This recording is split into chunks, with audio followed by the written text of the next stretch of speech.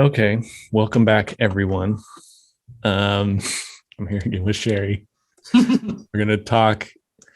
We're getting into Job 21, and just for reference, Job 19 was the one where he kind of had that sudden burst about. He says at the end of 19, "Oh, that a book were written."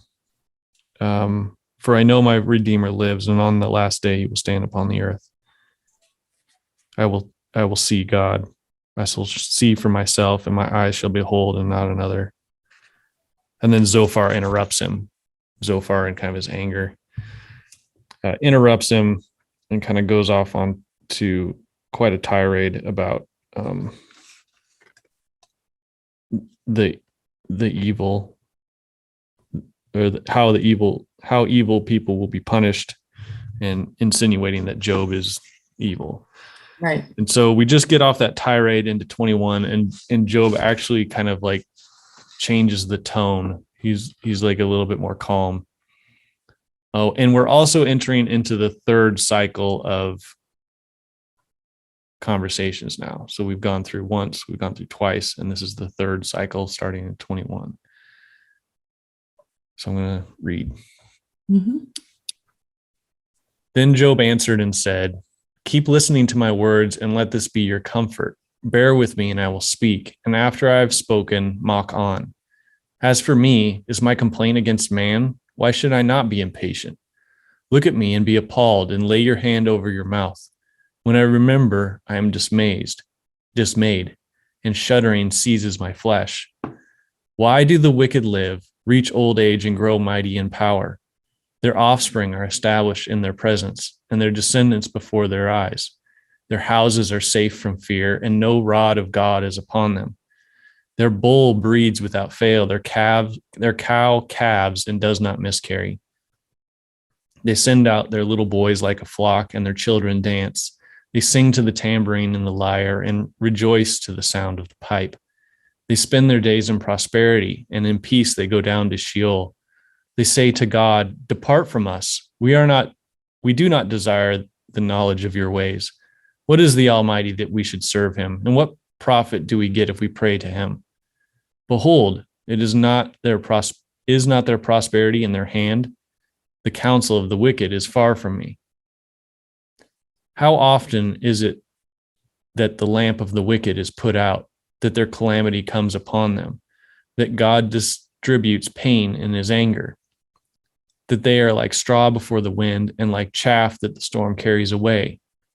You say, quote, God stores up the iniquity for their children, end quote.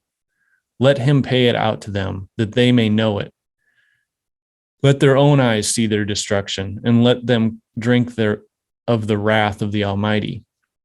For what do they care for their houses after them, when the number of their months is cut off? Will any teach God knowledge, seeing that he judges those who are on high? One dies full of vigor, being wholly at ease and secure, his pails full of milk and the marrow of his bones moist. Another dies in bitterness of soul, never having tasted prosperity. They lie down alike in the dust, and the worms cover them. Behold, I know your thoughts and your schemes to wrong me. For you say, quote, where is the house of the prince? Where is the tent in which the wicked lived? End quote. Have you not asked those who traveled the roads, and do you not accept their testimony that the evil man is spared in the day of calamity, that he is rescued from the day of wrath? Who declares his way to his face, and who repays him for what he has done? When he is carried to the grave, watch is kept over his tomb. The clods of the valley are sweet to him. All mankind follows after him, and those who go before him are innumerable. How then will you comfort me with empty nothings? There is nothing left of your answers but falsehood.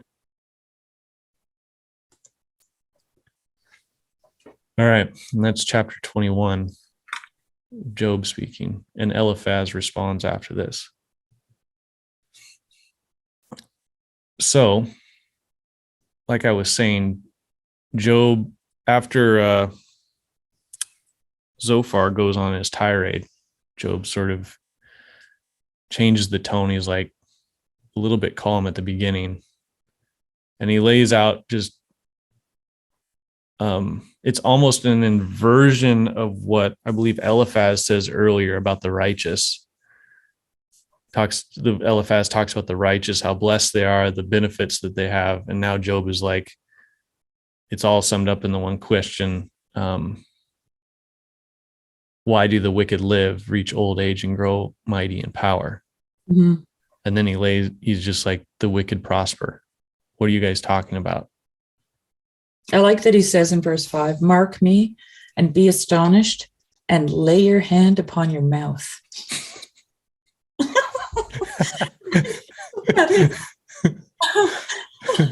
He's like, I'm going for it. Yeah, he this is the thing, like he calms things down a little bit, but he's about to just like lay waste to their whole idea of what is their doctrine of retribution. Yeah, that the wicked are actually prospering. Yeah. And I've been thinking about this because of what the rabbi said, when he said that when Moses said, show me your glory, that essentially he was saying, why do the wicked prosper and why do the righteous suffer? Mm-hmm. And I thought, this is the great mystery to people, right? I mean, even if it doesn't include God, how come I have to suffer, right? Yeah. And but what came to my mind was that if you really want to know that, then you have to start talking like Job. You have to lay it out, right? Like you really have to lay it out so that you can.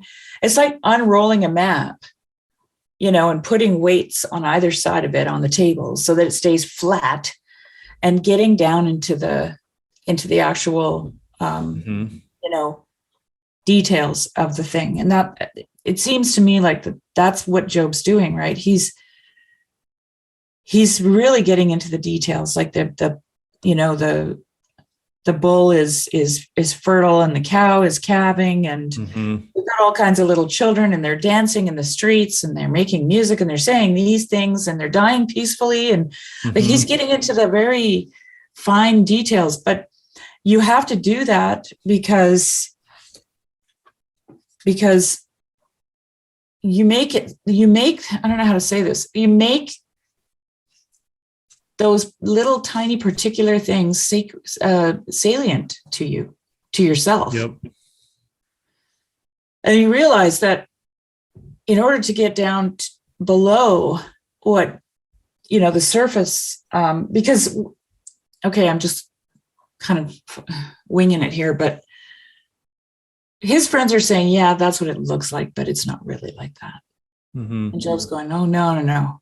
Now he's getting to the details. No, they've got tambourines here, man. These people are definitely happy. Yeah. Like they're really happy.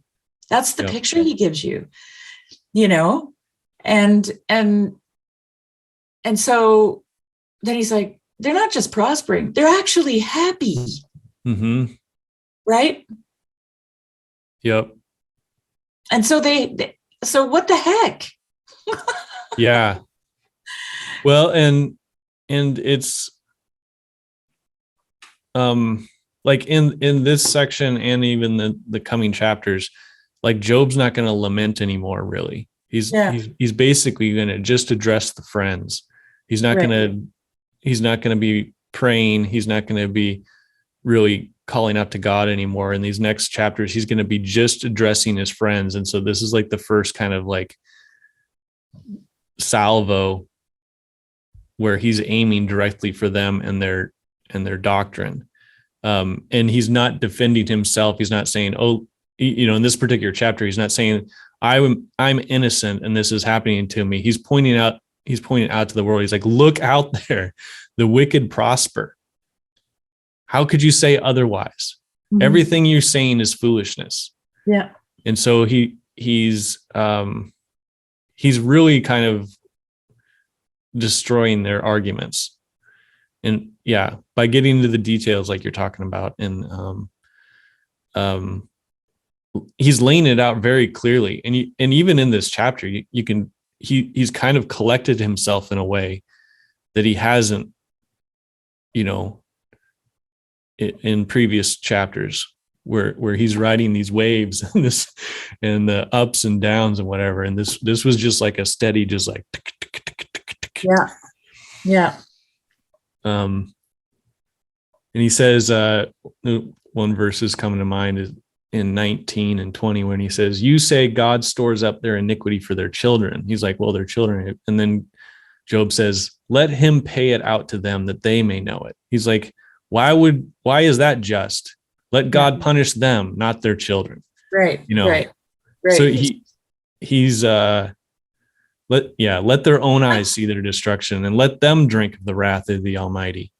Yeah. And I kind of get this feeling that Job's putting 2 and 2 together while he's talking.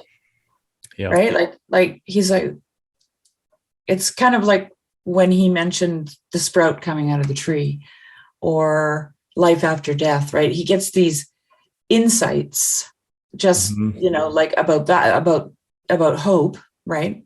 Mm-hmm. And here he's starting to look at the details of these people's lives and when he says what you just mentioned, that you say he's going to pay it out to their children. Well, what Job's saying there is that's actually not fair. Yeah. Right. So now he's starting to think about fairness. I think that's what I'm seeing anyway, because is it fair to not prosper the wicked? Right? Like this is the question that comes up now, because he's asking, why do the wicked prosper? Right. Mm-hmm. So that comes straight out of this law of retribution. But then now, because he's suffering, he's suddenly going, well, wait a minute, is that actually fair? Is that fair to make them suffer? Right. Mm-hmm. And it feels like to me, he's starting to understand what it means to be them. Oh yeah, for right? Sure. Yeah. And this is in the next chapters. This is directly where he goes. Yes. It's full on empathy. Yeah. And on that note, there's a thing that Matthias Desmet said recently that I can't remember. He quoted, maybe it was is Niels Bohr a physicist? Mm-hmm. Okay. It might've been him. I'm not entirely sure, but he quoted him as saying that what physics knows now is that in order to understand the universe, you have to empathize with it. I mean, that's my paraphrasing. Yeah. Right? Yep. Yeah. And this is where Job's going. Yep. Job is, directly there. And it's interesting, just to back up to where he was. So it seems he's reached this, he has a place to stand. And what is he standing on? It seems to me it's in that declaration that he makes at the end of chapter 19, where he says, I know my Redeemer lives, and he will. And I have a witness in heaven. I have a witness in heaven. Yeah. So someone else is standing for me, right? And this is that idea that I had before about him clinging to God, even though he feels hunted, right? Like God saved me from God. Yeah, but God is the only one who can judge his heart, right? His friends obviously can't. So he's really relying on God to kind of cut through all the bullshit. Yeah. Essentially, I think. Yeah. And so I think this thing that he says, he's like, I know my Redeemer lives, and at the last out, he will stand upon the earth after my skin has been thus destroyed. Yet in my flesh, I will see God, whom I shall see for myself, and my eyes shall behold and not another. How my heart faints within me. It's like he just realizes that. And then that gives him the stability to just start going into this. When he said Sorry. No, go ahead. When he says, my eyes shall behold and not another, is he meaning my eyes and not someone else's eyes behold him? I think it has to do with like he'll see him for himself. And Yeah, like my he eyes. doesn't have he doesn't have So to in other words, rely on someone else to see him. right. Yeah. So I don't need to hear what you think God is doing. Yep. I need to see it for myself. That kind of thing. Okay. That's what I thought. Because Eliphaz even in chapter 4 relates that vision that he had of God, of that sort of, but Eliphaz doesn't even see clearly. He's like, I perceived a figure, but I couldn't, I couldn't see the details. I forget exactly what he says, but he's like, I saw something. And now Job is like, well, I'm going to see something, and it's not going to be that. Yeah. And Job, maybe, I wonder if he's referring to that. Because Eliphaz is using that experience, that mystical experience, as a form of authority over Job. Listen, I had this mystical experience, and this is what the Spirit told me, right? Mm-hmm. And Job's like, yeah, well, that's your mystical experience. I'm going to have my own. Yeah. Well, and he even in that confession, he's kind of having his own right there. Yeah. Yeah. Okay. Let me see if there's anything specific that we want to talk about. The cows are calving. They send out their children. But then the wicked also they say to God, depart from us. We do not desire the knowledge of your ways. What is the Almighty that we should serve him? And what profit do we get if we pray to him? And then how often is the lamp of the wicked put out? Yeah, that part there, kind of want to flip that on its head a little bit, because you could read that as them being mocking God, right? Yeah, they are. Yeah, they are. But what if they're not? Like, this is the thing, like, because they're prospering, why would they need the Almighty? Like, what, right? Oh, yeah, for sure. So they're like, what is that? We're good. Like, they're not in a place where they need to think about it, because they're actually, and I think this is something that Job is going to have to consider, right? Because like over here I was wondering if you could maybe read, because I'm curious about these verses 28 to the end. If you could read, because my King James is like, have ye not asked them that go by the way, and do ye not know their tokens? I'm like, okay, what is that? So he says, behold, I know your thoughts and your schemes to wrong me. So he's referring to his friends. He's like, I know what you're thinking and what you're trying to do against me. And then he says, for you say, quote, where is the house of the prince? Where is the tent which the wicked lived? And so he's like, I know what you're going to say. You're going to ask me where these people are. And when I say, when Job's like, I'm saying there's the wicked people prosper, and you're going to ask me where they are. And there's Job's answer, which is 29. Have you not asked those who traveled the roads? Do you not accept their testimony that the evil man is spared in the day of calamity, that he is rescued from the day of wrath? He's like, ask anybody. Yeah. Ask anyone that's been anywhere. Yeah. Who declares his way to his face, who repays him for what he has done. So who's going to speak out against these guys, these wicked, successful people, these wicked, rich people? Who repays them for what they did? If they do a wrong, who's going to hold them accountable? Right. And then he says, when he's carried to the grave, watch is kept over his tomb. The clods of the valley are sweet to him. All mankind follows him. Those who go before him are innumerable. How then will you comfort me with empty nothings? There is nothing left of your answers but falsehood. Right. He's like, basically, he's just laying this out. He's like, everything you say has been false. Yeah. Nothing you say actually makes any logical sense. Ask anybody, right? Just ask anybody, and you'll find it's that simple. That's simple. Like, it's so obvious, right? Like, yeah. So they're making stuff up. Yeah, and just in the previous chapters of his friends, they have been lying, saying that Job has been stealing, he's been cheating, he's been doing things he wasn't supposed to, that he's living in houses that he shouldn't have been living in, dwelling in cities that aren't his, that he's basically stolen and cheated his way. And now we're finally figuring this out, and it's a good thing that we finally figured this out, that you were this cheat and steal the whole time. Yeah.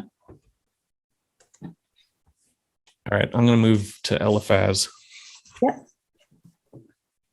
Chapter 22. Then Eliphaz the Temanite answered and said, "Can a man be profitable to God? Surely he who is wise is profitable to himself. Is it any pleasure to the Almighty that if you are in the right, or is it gain to him if you make your ways blameless? For is it your fear of him that he reproves you and enters into judgment with you? Is not your evil abundant?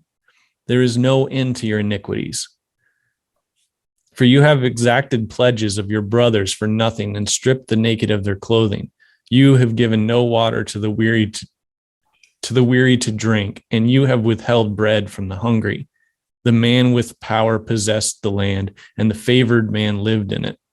You have sent widows away empty, and the arms of the fatherless were crushed. Therefore, snares are all around you, and sudden terrors overwhelm you, or darkness, so that you cannot see, and a flood of water covers you.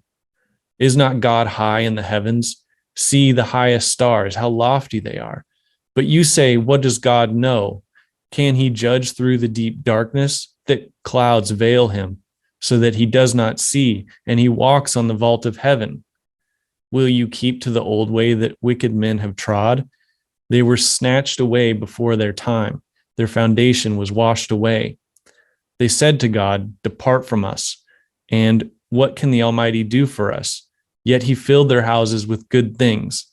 But the counsel of the wicked is far from me. The righteous see it and are glad. The innocent one mocks at them, saying, surely our adversaries are cut off, and what they left the fire has consumed. Agree with God and be at peace. Thereby good will come to you. Receive instruction from his mouth and lay up his words in your heart. If you return to the Almighty, you will be built up. If you remove injustice far from your tents, if you lay gold in the dust and gold of Ophir among the stones of the torrent bed, then the Almighty will be your gold and your precious silver. For then you will delight yourself in the Almighty and lift up your face to God. You will make your prayer to him, and he will hear you, and you will pay your vows. You will decide on a matter, and it will be established for you, and light will shine on your ways. For when they are humbled, you say, it is because of pride, but he saves the lowly. He delivers even the one who is not innocent. Who will be delivered? He delivers even the one who is not innocent, who will be delivered through the cleanness of your hands. This is a tricky little. It's complicated. Very. I kind of want to read through it bit by bit and kind of talk through it as we go. Okay, so if you want to say something, just interrupt me. Mm-hmm. So, can a man be profitable to God? Surely he who is wise is profitable to himself. We get back to this thing with Eliphaz of like, what is man to God? Like, man's nothing to him. Like, surely the wisdom's for you. It's not for God. And Eliphaz, again, he's really concerned with stuff. So he talks about it in terms of wisdom's profitable. It's almost like, it's almost like he's almost a pragmatist. Yeah. Okay. Is it any pleasure to the Almighty if you are right, or is it gain to him if you make your ways blameless?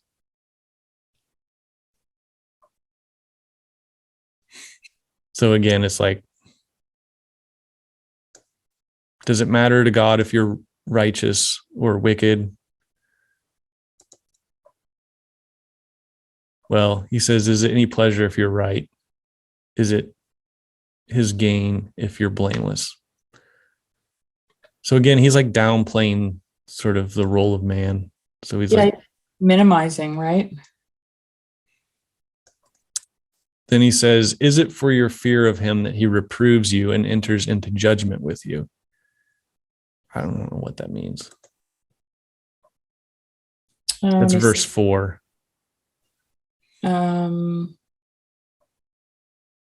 Yeah, the side note here is just the insignificance of man. You know, you don't matter, right?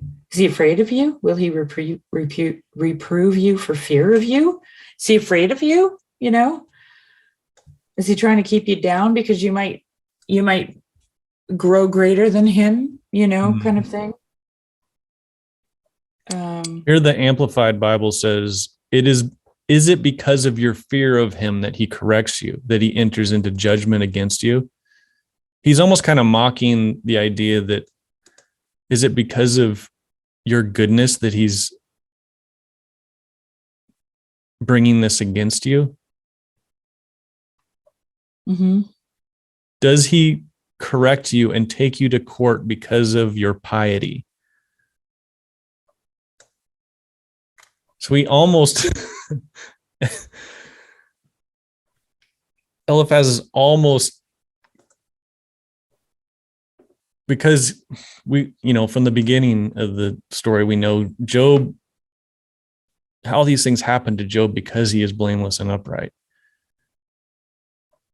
And Eliphaz he's like, he almost sort of says that this whole concept is ridiculous. Yeah, that's what it feels like. He's making a mockery of the whole thing. Mm-hmm. But it's almost like he kind of thought about it for a second. He's like, no, that's too stupid to even think about anymore. Yeah. But if he stopped and thought about it more, he would figure it out. Mm-hmm. Maybe. So then he just says, is not your evil abundant? There is no end to your iniquities. So now he's just going to lay it out on Job. He's like, you have extracted pledges for your brothers for nothing. You've stripped naked their clothing. Now he's just full on accusing Job of all kinds of stuff. You have given no water to the weary to drink. You've withheld bread from the hungry. The man with power possessed the land, and the favored man lived in it. You have sent widows away empty, and the arms of the fatherless were crushed. Therefore, snares are all around you, and sudden terror overwhelms you, or darkness, so that you cannot see, and a flood of water covers you. Mm-hmm. So this is like, here's what you did wrong, and you reap what you sow. Yeah, this is like last week on, when we said that they're like, oh, okay, they've got it figured out now. He actually was deceptive. Mm-hmm. Right? He made us think he was righteous by prospering, mm-hmm. but he wasn't. And now, right? Because mm-hmm. they have this, what is it, like a vindictive, like God is vindictive. He'll wait for his opportunity and then he'll just crush you because, mm-hmm. And so when something calamitous happens to someone, then that means that they were always evil to begin with. Like, imagine living like that in that kind of a mindset, right? I remember I was watching this reality TV show.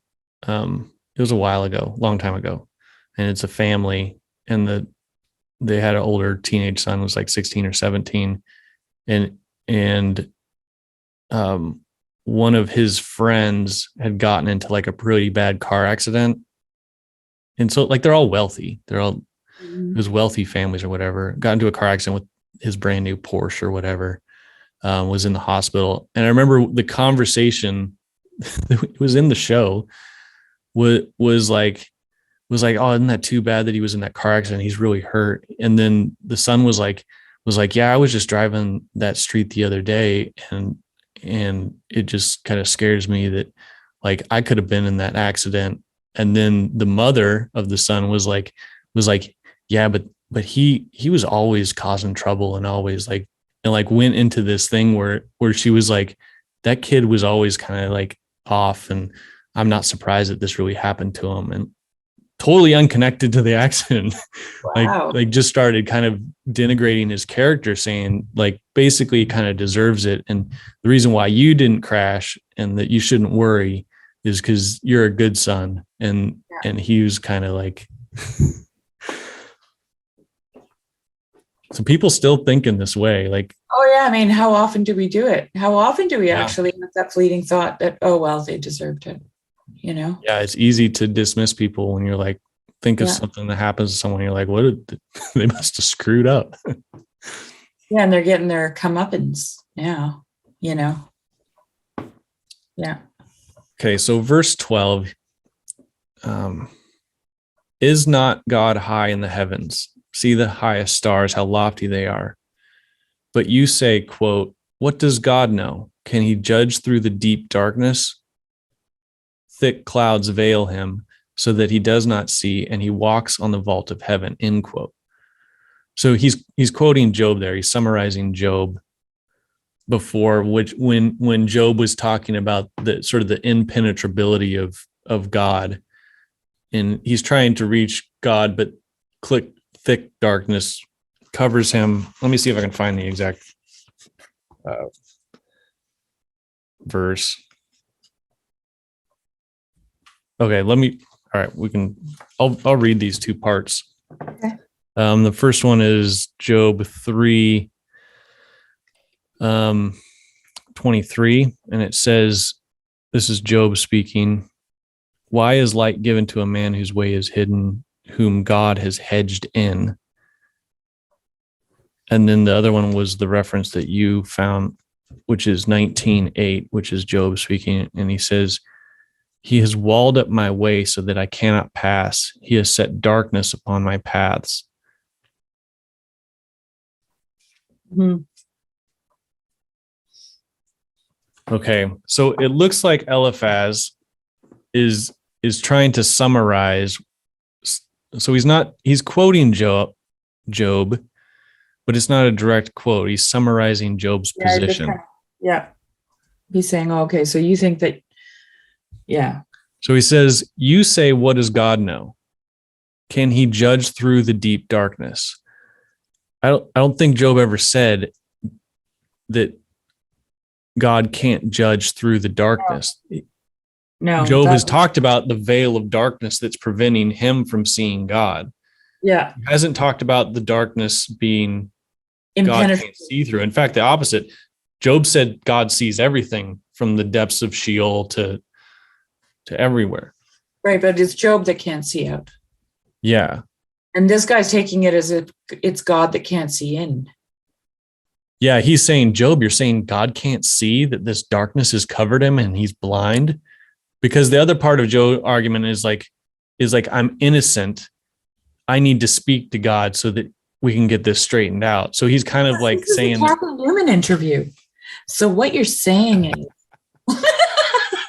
yeah, he's doing what you're saying is. Yeah, he is. So what you're saying is that God is blind because of this veil of darkness, and that, and this sort of walking on the vault of heaven, that would be like, so God's just sort of pacing around in the stars up there, and he doesn't see anything. And that's not what Job is saying. Job has said there's this veil of darkness that's covered him, but he's making fun of, or he's not making fun of, he's arguing against the idea that Job needs to speak to God. And like, he's angry at the implications of what Job is saying. Yeah, he's like, how dare you? Why would God need to listen to you? Yeah. Why would God need you to say your case to him? Yeah.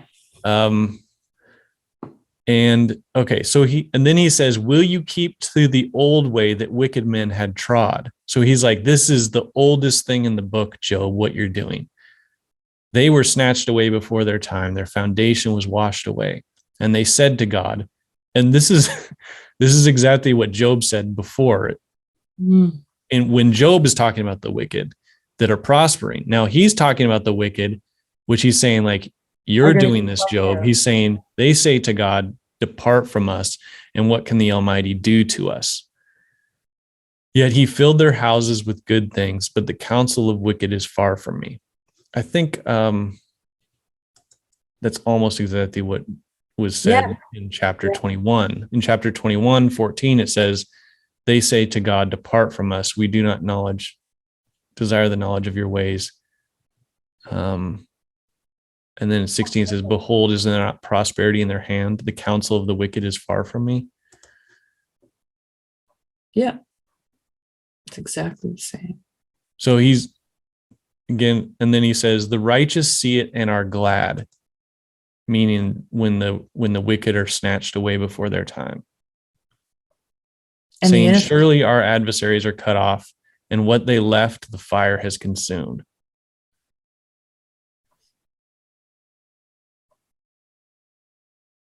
So the righteous see it and are glad. The innocent one mocks at them, saying, surely our adversaries are cut off, and what they have left, the fire is consumed. So when this happens to the wicked, the righteous are glad, and the innocent mock them. Yeah, we've all heard that before. Yeah. And this would be the opposite of what you're talking about, is the empathy that Job is starting to feel. Yeah, like there's zero empathy here. Zero. Yeah. And I should maybe I'll look for that Niels Bohr quote, because I think it's in this book. But there was something here I was going to mention. Now I don't know if I can remember. Oh yeah, that in verse 19 in the King James, it says, the righteous see it and are glad, and the innocent laugh them to scorn. And then you said in the beginning of the chapter, it starts out with stuff, right? It's all about stuff. Mm-hmm. And there seems to be like this, I can't remember what it's called. But there's it's like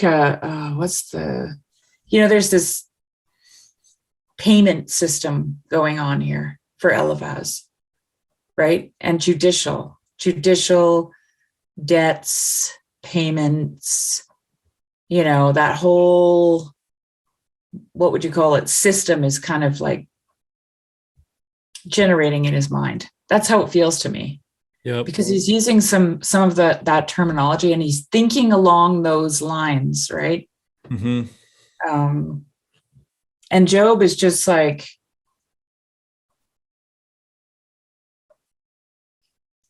in his empathy, he can't think like that. It's impossible, because he's actually feeling like them, right? Mm-hmm.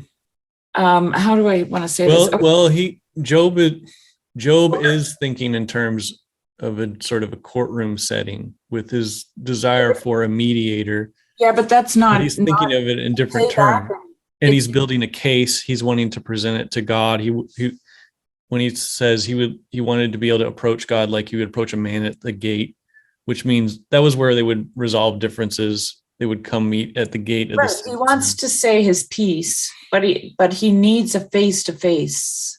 Yeah. Right? He needs a face-to-face he can't just say it into the air, right? This is the thing about going to the gate. Like at the gate there, you can see your adversary face-to-face. And that's the darkness that he can't find God where he's at. Exactly. Yeah. But Job is talking about mediator and whatever, and Eliphaz is talking about it in terms of sort of mechanical causality. Yeah. Like Job is still he's using, even though he's using a courtroom, like maybe they're both in sort of a courtroom mentality. Eliphaz is talking about a mechanical sort of causality of justice and retribution and all this. But Job is still thinking of the relational aspects. He's like, I could talk to him. I could maybe have a mediator that would reason with he's thinking it, even if it's in a courtroom sitting, everything's relational for Job and everything's mechanical for Eliphaz, it seems. Maybe that's a good way to put it. I found this interesting. I think this really relates. Okay. To, what we're talking about here. Whoops. Hang on, I'm just gonna get rid of that. Newton had already stated as much in the 7th century. The laws of mechanics apply to only a very limited part of reality. As science progressed, this only became clearer, at least for those who had eyes to see it. In the 20th century, the great mathematician René Thom put it this way: that portion of reality which can be well described by laws which permit calculations is extremely limited. He continued, even more importantly, quote, all major theoretical advances, in my opinion, have arisen from the capacity of their inventors to, quote, get into the skin of things, unquote, to be able to empathize with all entities of the external world. It is this kind of identification that transforms an objective phenomenon into a concrete thought experiment.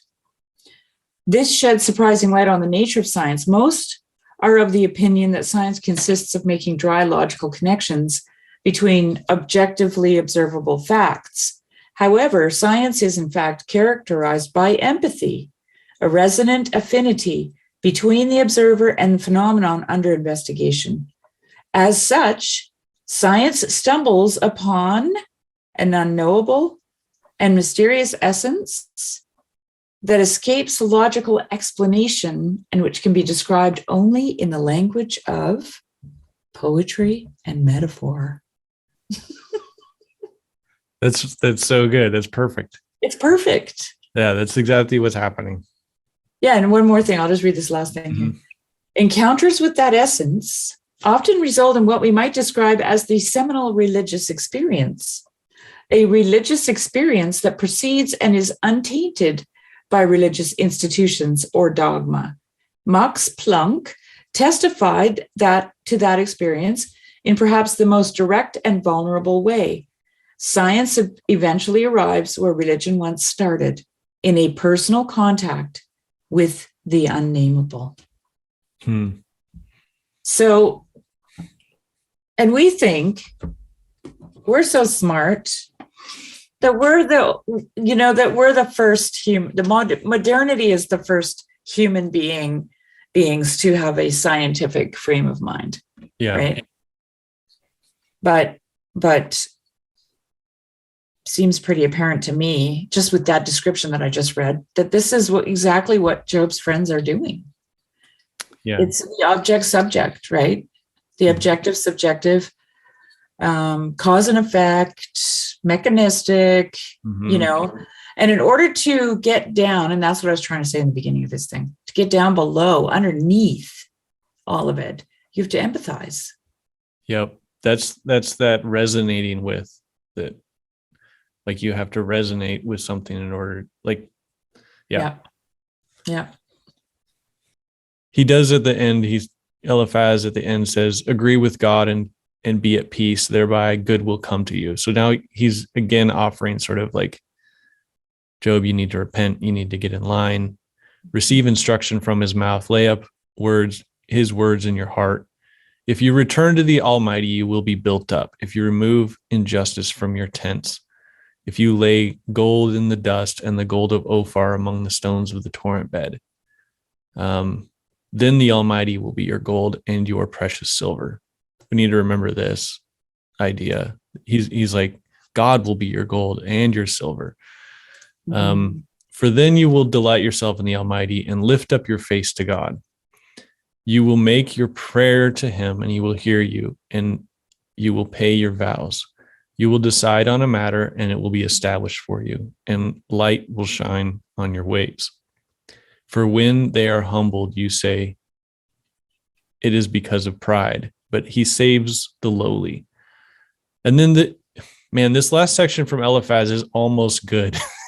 Well, that's why when you finished reading it the first time, I said, wow, this is really, I wanted to say snaky. Yeah.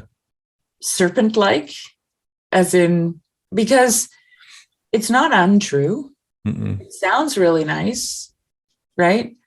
But it's a way of manipulating God.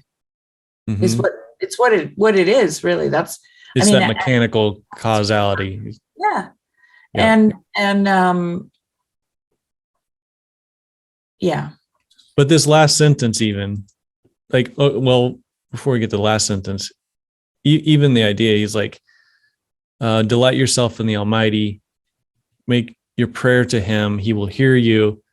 Where does it say? I just saw it. Oh, in verse 23, if you return to the Almighty, you will be built up. If you remove, so like, he actually does get built back up, but it wasn't because he's returning to the Almighty and participating in this mechanical causality, but God is going to do that for him. And then at the very end, we'll get to this. He delivers the one who is not innocent, who will be delivered through the cleanness of your hands. Eliphaz is even saying, like, even the one who isn't innocent, he's like, they will be delivered by your righteousness. And this is one of those ironic things, because Eliphaz is the one that ends up being redeemed by Job's righteousness. Yeah, by the mediation of Job. Yeah. And he's the one who's not innocent. So, and those are all over this book, like we've talked about in other places. Yeah.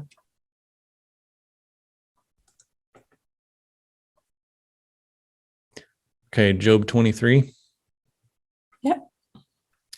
Then Job answered and said, today also my complaint is bitter. My hand is heavy on account of my groaning. Oh, that I knew where I might find him, that I might come to his seat. I would lay my case before him and fill my mouth with arguments. I would know that he would answer me and understand what he would say to me. Would he contend with me in the greatness of his power? No, he would pay attention to me. I love that. Yeah, it's so good. There an upright man could argue with him, and I would be acquitted forever by my judge. Behold, I go forward, but he is not there, and backward, but I do not perceive him. On the left hand, when he is working, I do not behold him. He turns to the right hand, but I do not see him. But he knows the way that I take. When he has tried me, I shall come out as gold. My foot has held fast to his steps.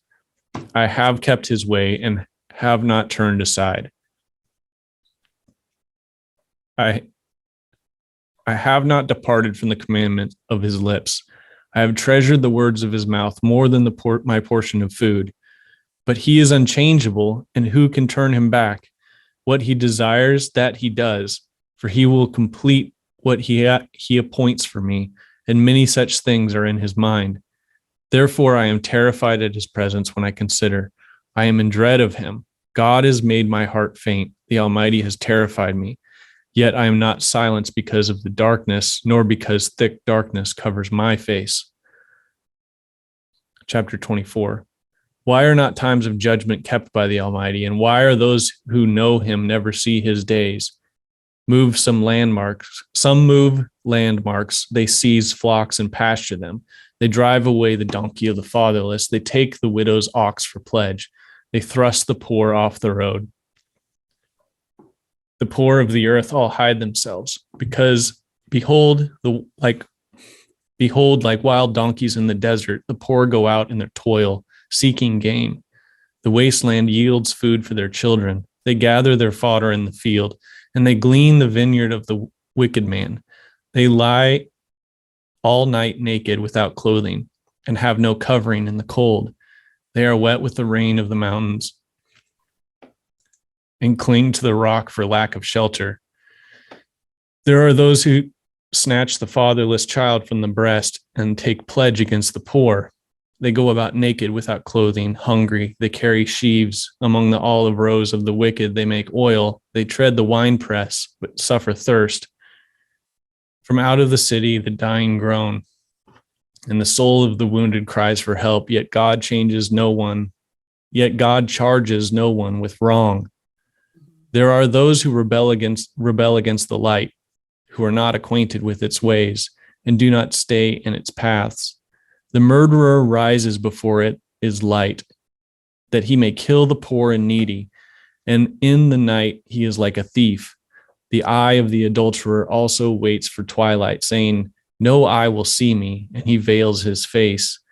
In the dark, they dig through houses. By day, they shut themselves up. They do not know the light, for deep darkness is morning to them all, for they are friends with the terrors of deep darkness. You say, swift are they that face on the face of the waters. Their portion is cursed in the land. No treader turns towards their vineyards. Drought and heat snatch away the snow waters. So does Sheol those who have sinned. The womb forgets them. The worm finds them sweet. They are no longer remembered. So wickedness is broken like a tree. They wrong the barren childless woman. They do no good to the widow. Yet God prolongs the life of the mighty by his power. They rise up when they despair of life. He gives them security, and they are supported, and his eyes are upon their ways. They are exalted a little while, and they are gone. They are brought low and gathered up like all others. They are cut off like heads of grain. If it is not so, who will prove me a liar and show me that there is nothing in what I say?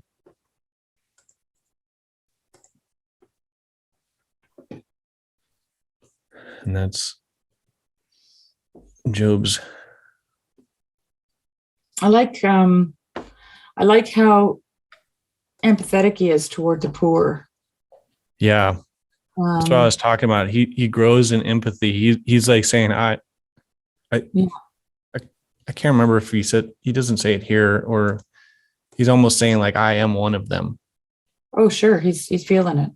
Because before he talked about, he's like, I am kind of scoffed by the lowly. I'm a byword of the people. Byword. And now he's really identifying with them. Like before he was like, even the lowly are outcasting, throwing me out and disparaging me. But now he's like, these people are suffering and I'm one of them. Yeah. Mm-hmm. And it's they carry the sheaf while they're hungry. They make oil and tread the wine presses and suffer thirst. Mm-hmm.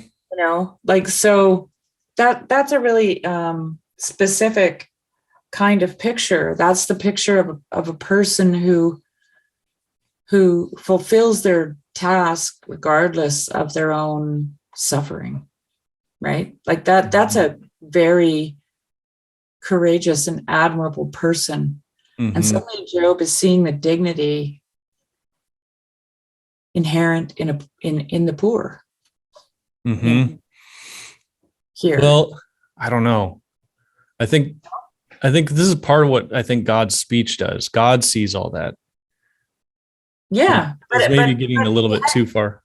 Well, this is, you think Job sees it here too? I think if he doesn't see it completely, he's seeing it.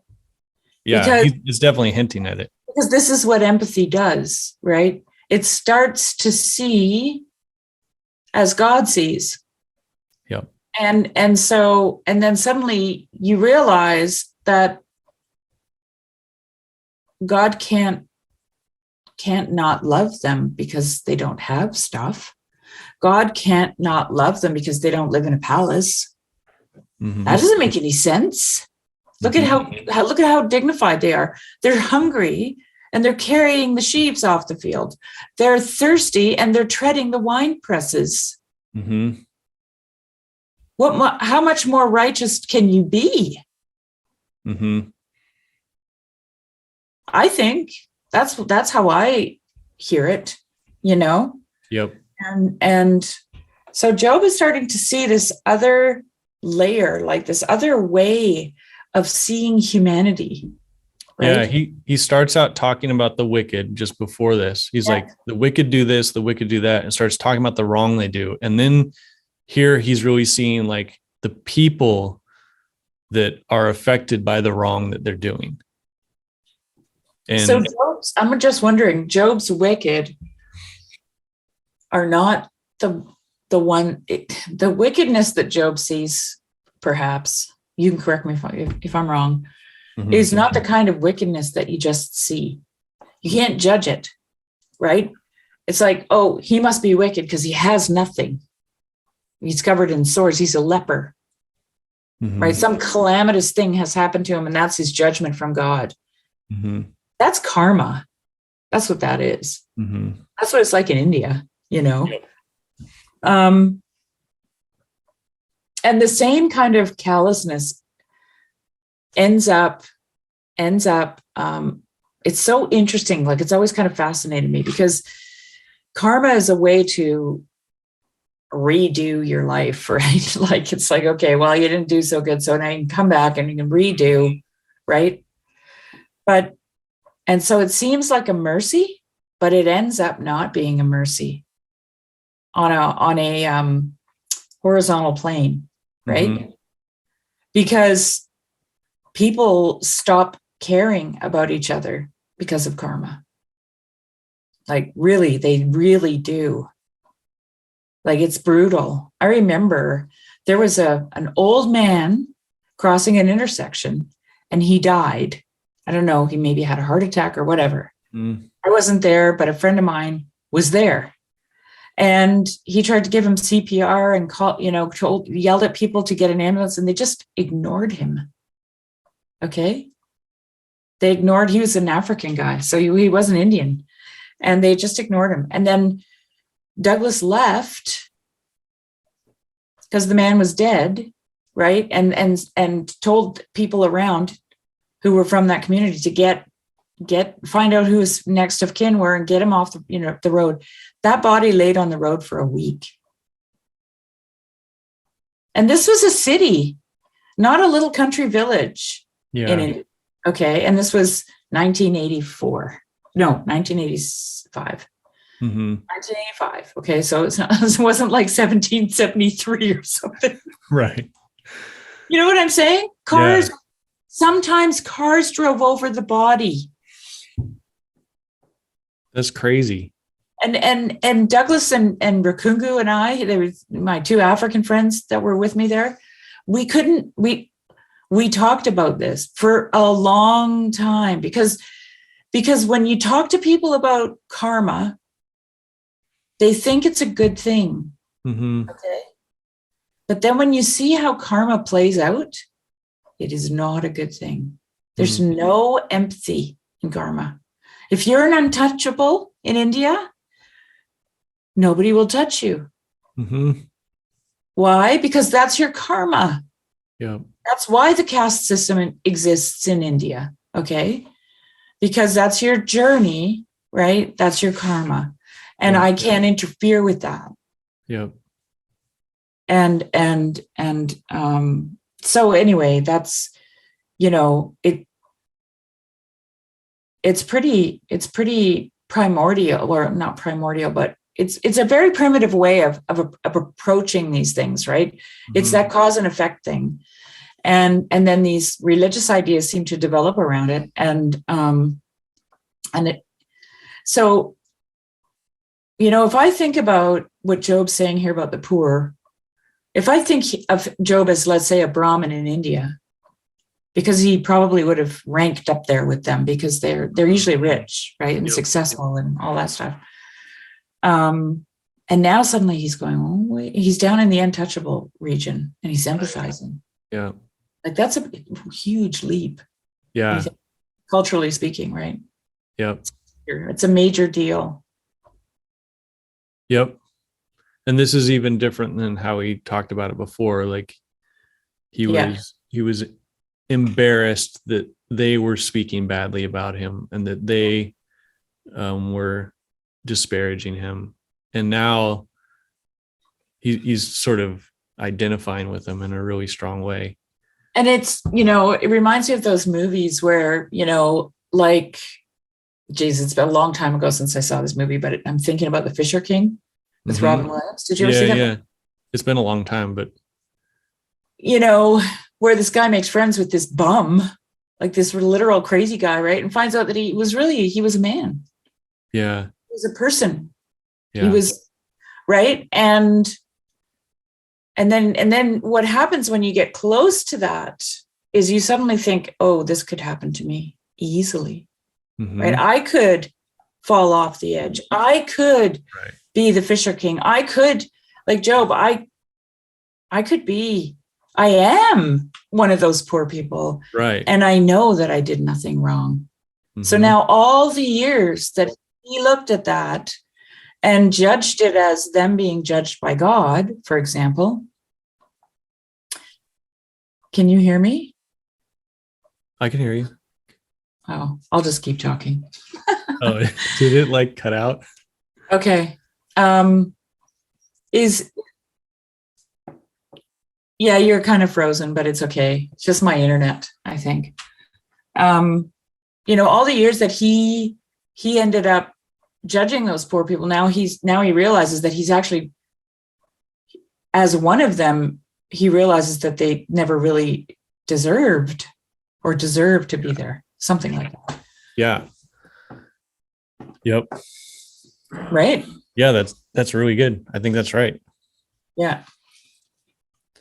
Okay, so let's just kind of go through this. He does say today, starting in chapter 23, today also my complaint is bitter. My hand is heavy on account of my groaning. Oh, that I knew where I might find him, that I might come even to his seat. So that would be the seat where the men of the city are sitting. That would be where he would be able to talk to him again. I would lay my case before him and fill my mouth with arguments. I would know that he would answer me and understand what he would say to me. I think this is in response to Eliphaz saying, like, agree with God, like receive his instruction. Like, he's like, I wish I knew where he was.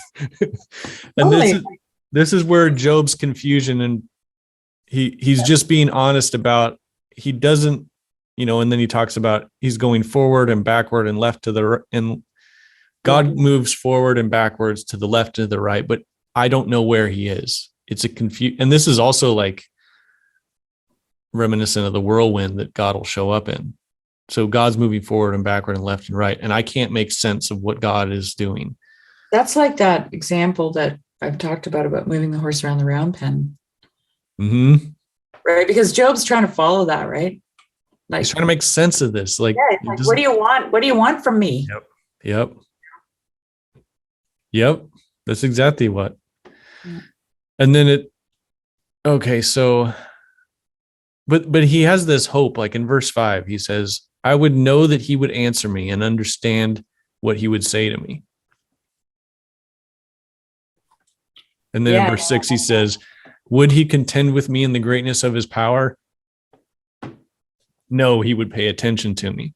Yeah. He knows this. He knows it. He just can't find God. Yeah. He knows he has this like profound trust in God. He just doesn't know where he is. Yeah. Yeah, because he knows that God knows who he is. I think that's why. Yeah. Like this is the point I kept trying to make the other day about God having him in his target. And Job knows God knows him, He says that in verse 7, there an upright man could argue with him, and I would be acquitted forever by my judge. No, yeah. I just don't know where he is. Yeah. And the reason that he knows that he would be acquitted is because, let me see if I can say this plainly. Like he knows he's innocent because he's empathized with the poor.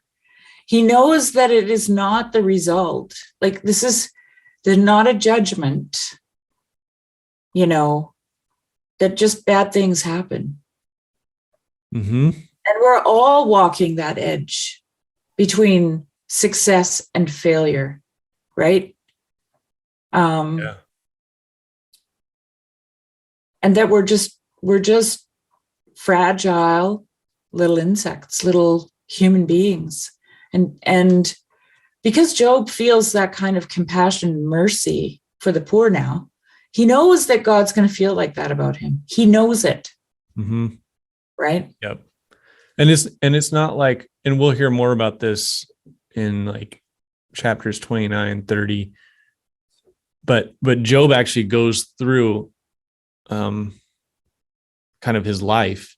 Yeah. And we see that like Job, it's not like Job didn't take care of people.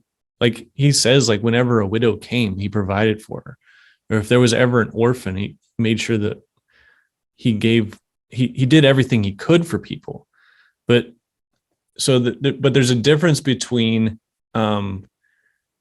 being someone that's generous and compassionate, and then actually identifying with the poor and being like, oh, that's me. Yeah. There is a, in the person who's never suffered and who doesn't plan on suffering, who's not up for that. Okay. Like Eliphaz and Bildad, right. They're not up for it. Like they have no plans to go there. Okay. There's a condescension when it comes to people below them, know, there's, yeah. That's true. Okay. Then he says in verse 10, but he knows the way that so he says, I don't know where God is, but he knows the way that I take. When he has tried me, I shall come out as gold. I think this is a direct thing against Eliphaz. When Eliphaz is like, God will be your gold. And he's like, when God tries me, I will be gold. I love the just back just and forth. What a great comeback. Yeah. So he's like, my foot has held fast to his steps. I have kept his ways and have not turned aside. I have not departed from the commandments of his lips. I have treasured the words of his mouth more than my portion of food. Then he says, but he is unchangeable, and who can turn him back? What he desires that he does. For he will complete what he has appointed for me, and many such things that are in his mind. And this gets back to that one section of where Job was like, God has blessed me. He raised me. He took care of me. He nourished me. He did all these things for me. But then all this suffering, that too, he also had in his mind. And that frightened Job. Well, he just realized, I don't know. I just get this idea that he realizes how complex this is. Like that's why he can say, though he will slay me yet, or destroys my hope, or it doesn't really matter how that gets translated. I think. Because I will speak my ways to him.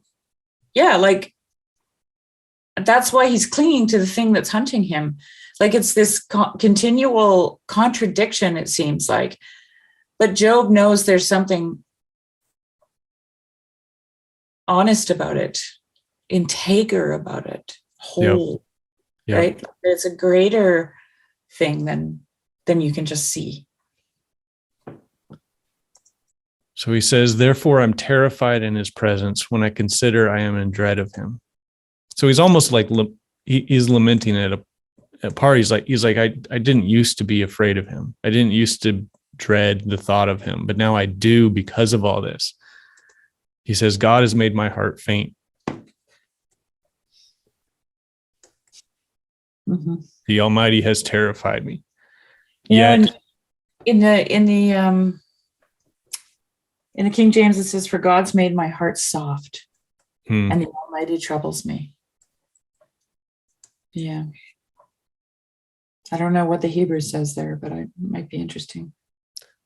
Let me see. God has made, the Almighty, the heart to be tender, weak, or soft. Yeah. The Almighty. Because he pours right into the empathy right after that with the poor. Job does. Right? He says, God's made my heart soft. And then in the next chapter, he starts talking about all the empathy that he feels with the poor, Oh, yeah. Yeah. That's good. I am not silenced because of the darkness, nor because of thick darkness covers my face. And then he's correcting Eliphaz when Eliphaz said the darkness is preventing God from seeing. He's like, no, the darkness is covering me, and I'm going to still call out, so to speak. You know, that's an interesting thing. Like Job's like, I can't see him, so I'm just going to keep yelling. I'm going to keep speaking. Like, what does a kid do when you can't find your parent? You start calling out, you know, when you're lost in the store, you don't know where your mom and dad are. So you just start going, Mom, Mom. So he's like, even though I'm in darkness, I'll speak. Yeah. I got lost once as a kid. Just when you said that, it was just the whole scene came back in my mind. You're having flashbacks? Yeah, I did. I was like, I remember I was really little and we went to the Canadian National Exhibition in Toronto, which was a big, huge, and it was a farm show at the time. This is like the mid 60s. And they had in a chilled glass enclosure, they had a statue of a bagpiper carved out of butter. One of those weird local traditions. I don't know who carved it. And the place was just jammed. It was like shoulder to shoulder with people. And I was just this little kid, you know, and I was enthralled with this statue. I was like, butter, you know? And then all of a sudden I looked, after I was staring at it for the longest time, then I looked around and I couldn't see my parents anywhere. And there was thousands of people in this building, thousands. And I was like this. I was absolutely terrified. My dad came running up and found me. Yeah. You know, but yeah, scary. That was a butter bagpiper. Butter bagpiper. I can still see him in my mind. You were transfixed and then you lost your parents. Made out of butter? All right. Chapter 24. He asks, why are not times of judgment kept by the Almighty? And why do those who know him never see his days? So he's like, why? So this is in reference to the wicked. Why aren't there times when God is going to, why are there not times God is judging the wicked? And then why do those who know him never see his days? And then, so like, why are there people that know him? He's reversing the doctrine of retribution. Yeah. So then he says some move landmarks. So this would be people that would be moving a landmark in order to make their property larger. So like there's like a boundary stone and they're pushing it so it's basically stealing. They seize flocks and pasture them. They drive away the donkey of the fatherless. They take the widow's ox for pledge. They thrust the poor off the road. The poor of the earth all hide themselves. Behold, like a wild donkey in the desert, the poor go out to their toil, seeking game. A wasteland yields food for their children. And now he's just fully into the world of the downtrodden and oppressed people. They gather their fodder in the field. They glean the vineyard of the wicked man. They lie all night naked without clothing and have no covering in the cold. They are wet with the rain of the mountains and cling to the rock for lack of shelter. There are those who snatch the fatherless child from the breast, and they take pledge against the poor. They go about naked without clothing, hungry. They carry the sheaves. Among the olive rows, the wicked, they make oil. They tread the winepress, but suffer thirst. From out of the city, the dying groan, and the soul of the wounded cries for help, yet God charges no one with wrong. You know, I have a little note. They pluck the fatherless from the breast and take pledge of the poor. They sold the child. It says children sold for debt. Oh gosh. Debt security for, right? Right. Yeah, the taking a pledge is like would be they're putting them into bondage and then stealing the children to pay off their debts. And God only knows what they're doing with the children after that. Right. Probably making money with them somehow. Yeah, they're like indentured servants from the debts of their Well, parents. who's he talking about? Eliphaz and Bildad and Zophar, I Maybe. bet. He's not making a direct. People with money, people who have the power to do that. He's not making an accusation. No, but I mean, I'm just saying, like, they would fall into that category, right? Of the people with the ability to do those things, I think. Mm-hmm. And maybe even have done them, thinking it was, the right thing to do. Yeah. Yet God charges no one with wrong.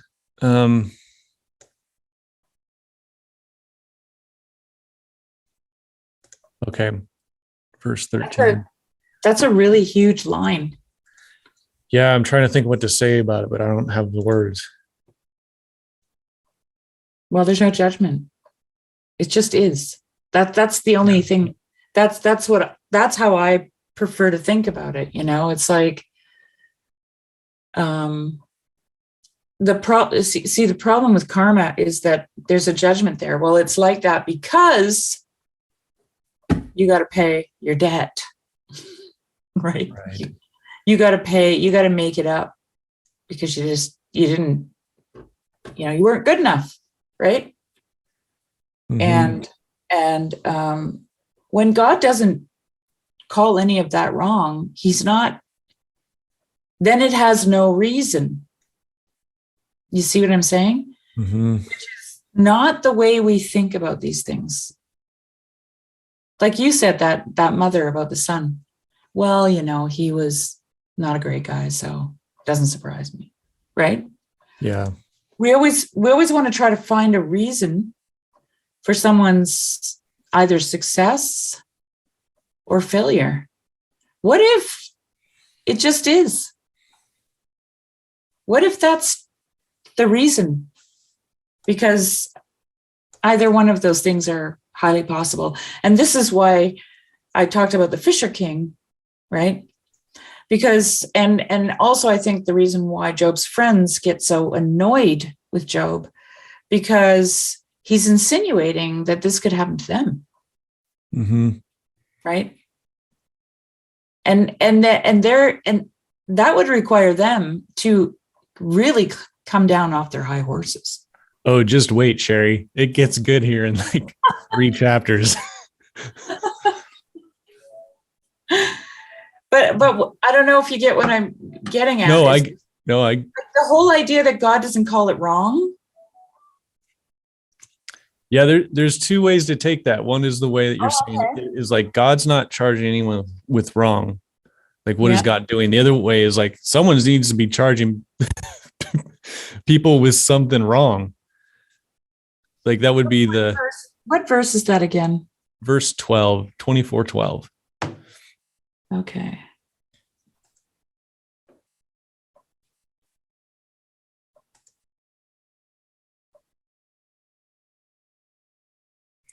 The Amplified version says, "From the city people groan, and the souls of the wounded cry for help.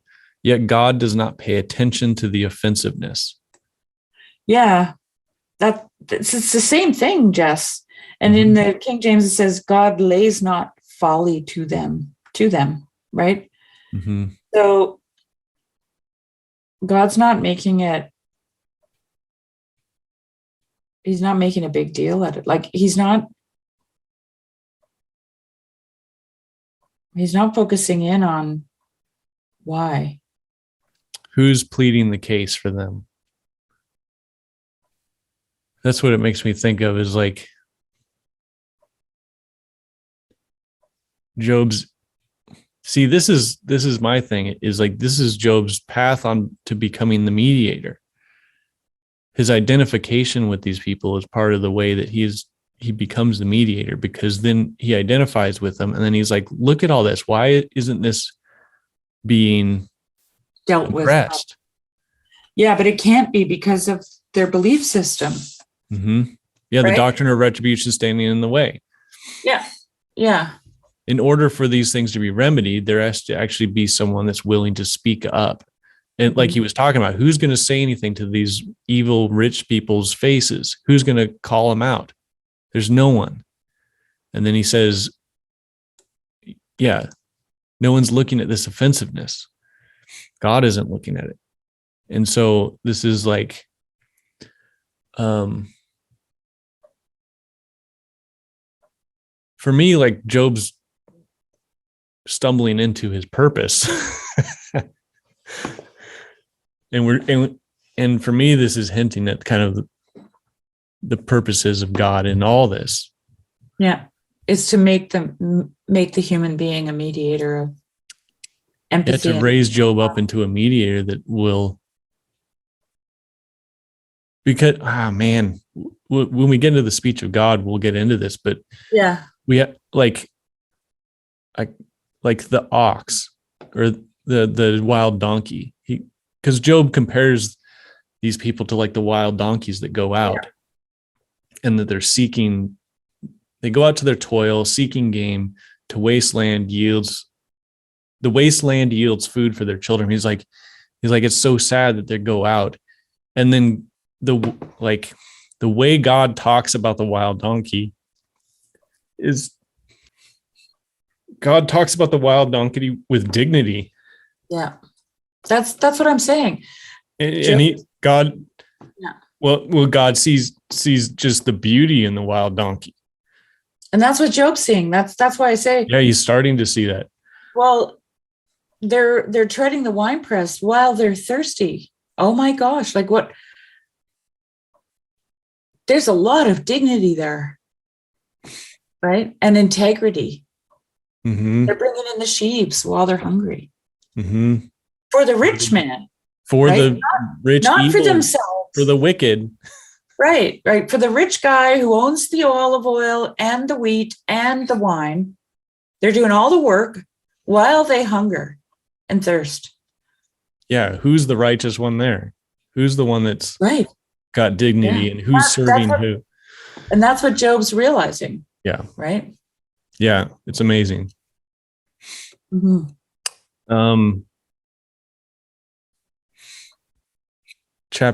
Verse 13. There are those who rebel against the light, who are not acquainted with its ways and do not stay in its paths. The murderer rises before it is light, that he may kill the poor and needy. In the night he is like a thief. The eye of the adulterer also waits for twilight, saying, no eye will see me, and he veils his face. In the dark they dig through houses. By day they shut themselves up. They do not know the light, for deep darkness is morning to all of them, for they are friends with the terrors of deep darkness. It says in my Bible, for the morning is to them even as the shadow of death. If one knows them, they are in the terrors of the shadow of death. And I heard a really interesting, in a conversation I was listening to, I can't remember the author, but there was a psychologist, I think, who wrote a book. And he came to the conclusion that a man is not afraid of death, that he's actually afraid of life. And I thought, ooh, that is interesting. It's life that he fears. I mean, Jordan Peterson would be all over that, I think. Yeah. Right? The guy locked in his mother's basement with Cheeto dust on his, right? Mm-hmm. What's he afraid of? Death? He's in it. Yeah. It's life that he's afraid of. Yep. Anyway, it just came to my mind. That's good. That fits with their fear of the light. Yeah. You say, okay, verse 18, you say, swift are they on the face of the waters. Their portion is cursed in the land. No treader turns toward their vineyards. Okay, so he's quoting them all the way from 18 through 20. So he's and he's not quoting them. He's summarizing their argument. So this is what Job is saying his friends are saying. Swift are they on their face of the waters. Their portion is cursed in the land. No treader turns towards their vineyard. Drought and heat snatch away the snow waters. So does Sheol those who had sinned. The womb forgets them, and the worm finds them sweet. They're no longer remembered. So wickedness is broken like a tree. Job's like, there's your argument. You say that these wicked, they quickly come to their destruction. They're snatched away. They're forgotten. They're no longer remembered, and they're broken like a tree. And then in 21, he just lays this haymaker. He's like, they wrong the barren, childless woman. They do no good to the widow. Yet God prolongs the life of the mighty by his power. They rise up when they despair of life. He gives them security, and they are supported, and his eyes are upon their ways.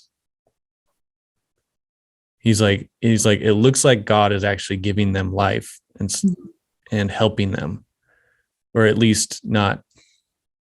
Well, yeah, giving them security. They are supported, and his eyes are on their way, and he sees everything they're doing. They are exalted a little while, and they are gone. They are brought low and gathered up like all the others. They are cut off like heads of grain. It's a little unclear and like what 24, like verse 24. They are exalted for a little while, then they are gone. Moreover, they are brought low like everything. They are gathered up and taken out of the way, even like heads of grain. They are cut off. He's talking about the rich and the prosperous here, or I guess.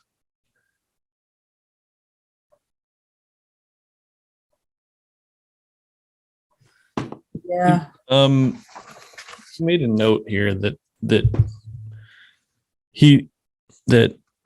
in this book, Dr. Dwayne Garrett, I think this is one of those portions that is a little bit messy and hard to interpret, and that it could be read. Let me just read this part. The last 8 verses of the speech, 18 through 25, confuse readers. It appears as though Job has switched sides and decided that the world is really just a place the wicked are transitory and their wealth is fleeting, compounding the problem that the Hebrew is difficult here, and at points translators can differ considerably. Some suggest that everything from verse 18 to the end should be translated as a series of curses rather than declarative statements. One could argue that verse 19 should be translated as the drought and heat snatch the moisture of snow, so let Sheol snatch away those who sin. In this case, Job is not really saying that the wicked do wilt and die. He's only saying that he wishes they would die. His idea, the interesting thing though, is that his idea of the wicked is not the same idea that Bildad and Eliphaz have. No. That's the thing that we need to really pay attention to. Not so much what he wants to happen to them, because even if he wishes this on them, it's not the same wicked that he wishes it upon. Yep. Right? Yep. That's the thing that's going on here. Because Job points out that the dignity of the poor, right? In the previous thing, he goes through all this, dignity, and then he talks about these people who are just taking advantage of them, basically. Mm-hmm. The oppression that's happening. And it's those people that if he's cursing them, he's cursing, or it's those people that he wishes, would be snatched up by Sheol or whatever, right? Yep. And that's not the same people. The people that Bildad and Eliphaz are talking about as wicked are the poor. They're the people who have nothing. Mm-hmm. Because that's why Job is now in that category, because he has nothing. Mm-hmm. Right? So it's a totally different game. Yep, it is. Job's a lot more nuanced in what he's meaning when he says this. Now rich means to be integer, not to have things. Right. The whole thing has been flipped for him. Yeah. All right. Which brings us into 25, which is the shortest chapter of the book. Bildad the Shuhite answered and said, dominion and fear are with God. He makes peace in his high heaven. Is there any number to his armies? Upon whom does his light not arise? How then can man be in the right before God? How can he who is born of woman be pure? Even behold, even the moon is not bright, and the stars are not pure in his eyes. How much less man who is a maggot and the son of man who is a worm. So just like he's repeating what Eliphaz says basically in the very beginning. Man's not pure, man's a worm. I'm going to say something that has nothing to do with this chapter, but it has everything to do with Bildad. Are you ready? Yeah. Somebody needs to invent a sneaker called Bildad. The Bildad shoes. The Bildad shoes? Why? Bildad the shoeite.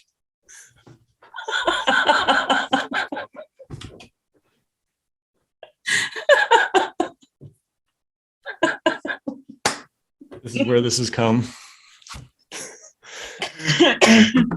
A shoe. It would be perfect, like a whole line of sneakers, the Bildads, you know?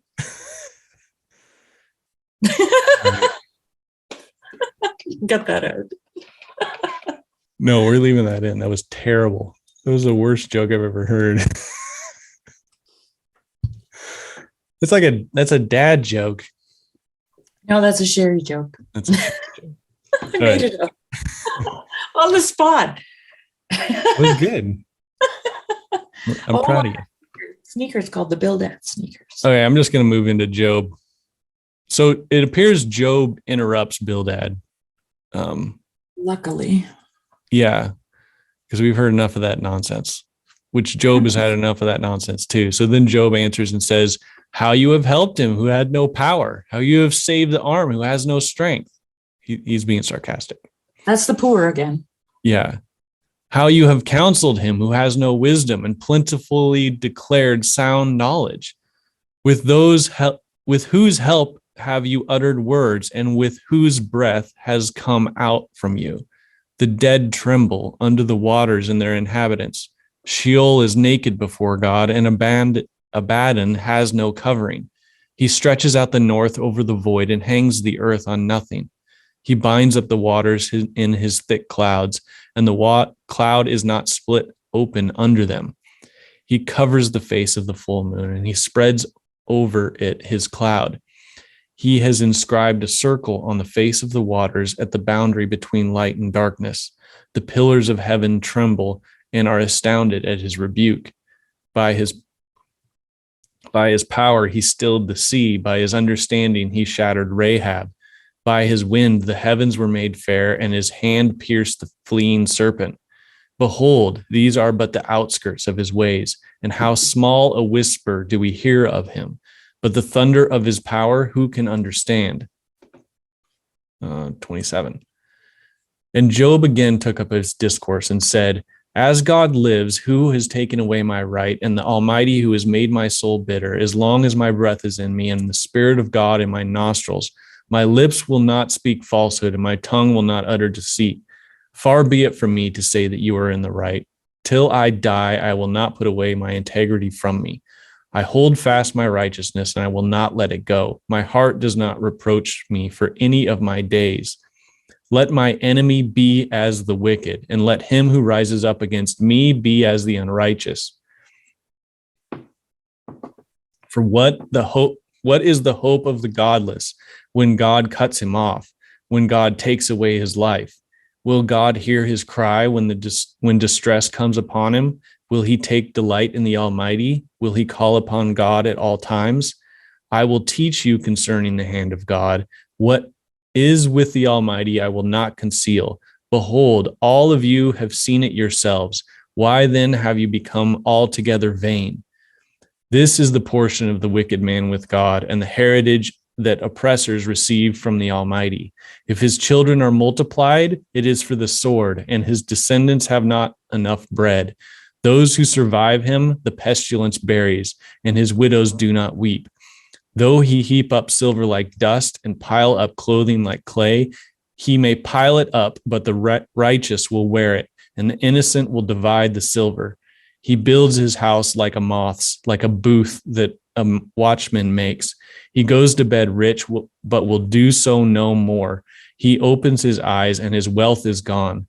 Terrors overtake him like a flood. In the night, a whirlwind carries him off. The east wind lifts him up and he is gone. It sweeps him out of his place. It hurls at him without pity. He flees from its power in headlong flight. It clasps its hands at him and hisses at him from its place.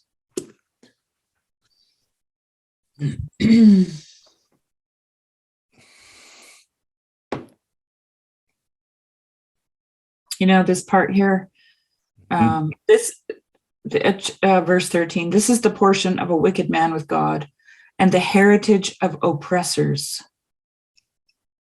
If his children be multiplied, it is for the sword, and his offspring shall not be satisfied with bread. So, I'm not sure if I'm reading that correctly, but what came to my mind was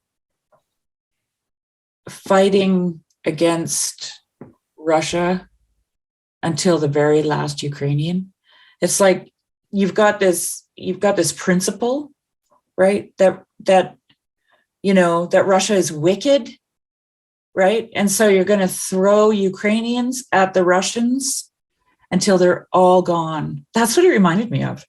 That the wicked are doing that. That they're throwing. Well, it's a form of false righteousness, right? It's like,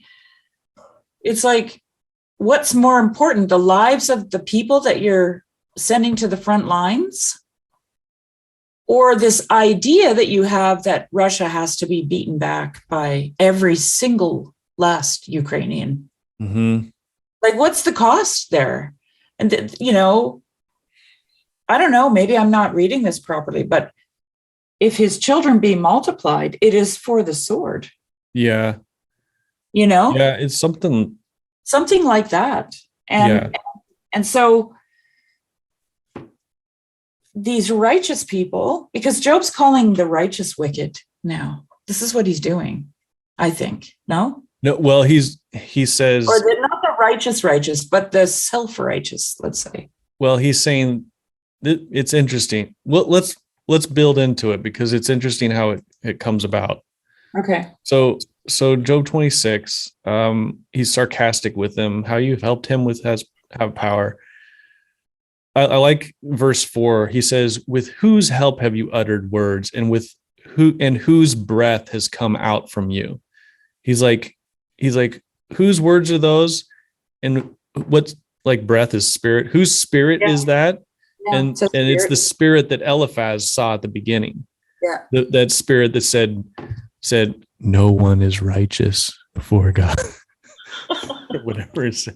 It's that spirit that despises man, and he's like, "Where did you get those words, Bildad?" Yeah, you with your fancy shoes on. No, I'm always going to remember that. I know it's going to bother you forever. All right. Every time you said it, that's what I thought. Like he's a what do they call the shoemakers? Yeah. Okay. Sheol is naked before God. He stretches. So interesting thing to just notice and to keep in mind when we get to God's speech. He's talking, like in verse 8, he says, he binds up the waters in his thick cloud, and his cloud is not split open under them. So it means like, this is like the clouds are retaining the water. Right. God's not going to split open the clouds and let it rain. He's going to cause this drought. Verse 9 says he covers the face of the moon. He spreads over his cloud. Verse 10 is so strange with he's inscribed a circle on the surface of the waters. Is that just the flat earth theory that the ancients had? Like that it was, flat and then covered with a dome. So it had an edge. Because it says he's compassed the water with bounds until the day and night come to an end. Is that sunrise and sunset? I don't know. Maybe. Could be. Because you have the line, the horizon, right? Mm-hmm. Where the sun comes up and goes down. No, that's right. And in the Hebrew, it says he has inscribed a horizon on the face of the waters at the boundary between light and darkness. Here it is. Yeah, it's the horizon. Yeah. Which gives you the impression that there's, there's Mhm. there's an edge or something. The pillars of heaven tremble and are astounded at his rebuke. So we have the shaking pillars. He stilled the sea. Okay, by his understanding, he shattered Rahab. Rahab is a reference to sea monsters, like these giant sea monsters. Where is that? What is that? Verse 12? Yeah, so Rahab means... It says the proud here. Yeah, Rahab is actually it's used in places as a name, but that's interesting. I think Rahab is also, they'll call Egypt Rahab, and it has to do with pride, and sort of in the Psalms, there's Psalms about breaking Rahab into pieces, like Psalm 89:10. But it actually is reference to a sea monster similar to Leviathan. Is it the fringe? The fringe? Yeah, yeah, I mean those monsters. Well, talks about that, right? The monsters at the edge, at the... Yeah, like Rahab and Leviathan are the monsters at the edge of the bottom of the deep. Mm-hmm. And then in verse 13, he says, by his wind, the heavens were made fair, and his hand pierced the fleeing serpent. It's also translated, his hand pierced the gliding serpent. Swift here. Yeah. Swift serpent. Yeah. It actually in the King James says formed the crooked serpent. And then it says RV is pierced the swift serpent, which is totally different. Yeah. By his breath, the skies were cleared, and his hand pierced the fleeing serpent. So he crushed. So there's the pair of verses there that are supposed to say the same thing. By the power, he stilled the sea. So he made the sea calm. And then by his understanding, he shattered Rahab. So he crushes the sea serpent. And then there's also the similar image in 13. He made the heavens clear or fair. He calmed the winds so that he could pierce the fleeing serpent. I don't know. Those verses are interesting. I don't have anything else to say about them. In mine, it says, he divides the sea with his power, and by his understanding, he smites through the proud. By his spirit, he has garnished the heavens. His hand has formed the crooked serpent. Totally different. Yeah. In other words, he's just doing stuff that you don't understand. Man, I don't even know. And then it has a little footnote for divide. He divides the sea, and it says stirs up. And in your version it says calms. I know, right? Let's just move on, Jess. Okay. But here. Rather, the words express the half poetical, half mythological conception that the darkening in storm or in eclipse of the heavenly bodies were caused by the dragon swallowing them up. There is no reason to identify the swift or fleeing serpent with the constellation of the dragon. Why do they say there's no? Compare Isaiah 27:1,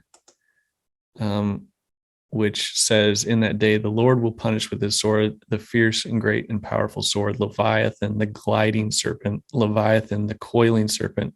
He will slay the monster of the sea.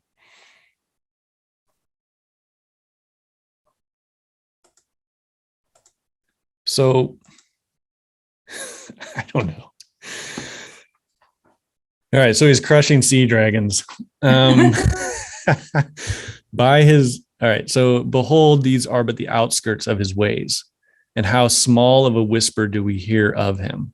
So this is like, these are the stories that we sort of, that are way out there, him crushing these serpents. And these are just a whisper of what we hear from him, but the thunder of his power, who can understand? Okay. So then Job takes up his discourse again. As God is, who lives, who's taken away my right. I love this because I just feel like he's condensing what he said into one place. I'll just read it again because it's just so. It's great. It's such a great summary of what he's meaning to say and what he's piecing together from his own speeches. Getting really articulate. Yeah. As God lives, who has taken away my right, and the Almighty, who has made my soul bitter, as long as my breath is in me, and the Spirit of God in my nostrils, my lips will not speak falsehood, my tongue will not utter deceit. Far be it from me to say that you are right. Till I die, I will not put away my integrity from me. I hold fast to my righteousness and will not let it go. My heart does not reproach me for any of my days. He's like, I'm not going to feel guilty for anything I've ever done. No. None of the charges you bring against me are holding. I'm not going to make a single compromise for anything anywhere that we're talking. There's no wiggle room. No wiggle room here at all. Yep. Okay, so now we get into the kind of crazy part. Verse 7, chapter 27, let my enemy be as the wicked. So it's not just like there's the wicked and the righteous. There are these concepts out there. He's like, whoever's against me, they're the wicked. Yeah, that's what I meant when I said he's flipping it. Like, yeah. And then he says, and let him who rises up against me be as the unrighteous. He's all fired up. Mm-hmm. I think of like David, or he's like Job at this point is almost like some kind of warrior in what he's saying. Well, he tried reasoning with them, right? He tried reasoning with them in the last few. He pled with them. He begged them. He was. Yeah, okay, I get what you're saying. I know where you're coming from, right? He'd say all that, and it's what's interesting is here he starts out with sarcasm because he's just flat out done. He interrupts Bildad, then just starts with sarcasm. And the interesting thing about sarcasm is that it tries to point out the absurdity of what the other person, what you're doing. Like if someone's telling you something sarcastically, it points out how absurd you sound, right? Yep. And so he starts it out with, so he already has in his head how absurd are they, right? Mm-hmm. And that's why he starts it out with sarcasm, and then he moves here. He just says it flat out, like, yeah. And then he says, for what is the hope of the godless when God cuts him off, when God takes away his life? Will God hear his cry when distress comes upon him? Will he take delight in the Almighty? Will he call upon God at all times? I will teach you concerning the hand of God. What is with the Almighty, I will not conceal. So he's like, I'm going to teach you. Like, I think that verse where he says, who taught you those things and what spirit do you speak? Yeah. Like he finally, he is like, you guys are up to no good at all. Now I'm going to tell you because I'm the righteous one and I'm going to explain to you God's ways and his hand, concerning the hand of God. You got to be really sure of what you're, what you're saying after that. Yeah, so he says, behold, you have all seen it yourselves. Why then have you become altogether vain? So he makes an accusation against them. He's not only saying you've done stuff wrong about me. He's like, you guys are altogether vain. It's a show. And so then he goes in like 13 through 23 is wild because he basically, so 13 says, this is the portion of a wicked man with God, the heritage that oppressors receive from the Almighty. And then he proceeds to say all the things that he's suffered. Mm-hmm.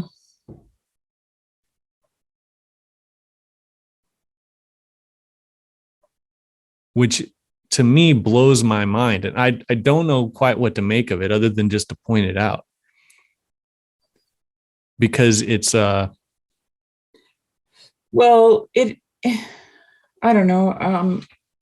What is it about that blows your mind? His lack of sympathy for his friends? I was trying to think of like a movie or even a situation where someone has, because I feel like at this point, Job is kind of at a boiling point. He's being like, he's directly, what's the word? He's being very judgmental, and he's not being any more judgmental than they are. No, I'm not saying even Job is wrong. I'm just saying that this is the tone of what's like. So it would be like, okay, so let's just take the example that I used before, that teenager that got into the car accident. And then the mom was like, he really was actually into, like, he's not really a good person. That's probably why that happened to him. And then he catches wind of this, and he realized and has this conversation with them. And then he says something like, you know what happens to the sons of people who are wicked? They get in car accidents. It'd be like, I wish I could explain. It's that reversal that Job's doing, but it's even more so in Job's case, because Job has suffered everything a man could suffer. Like, he's reached the limit. And so he's almost saying that, like, that,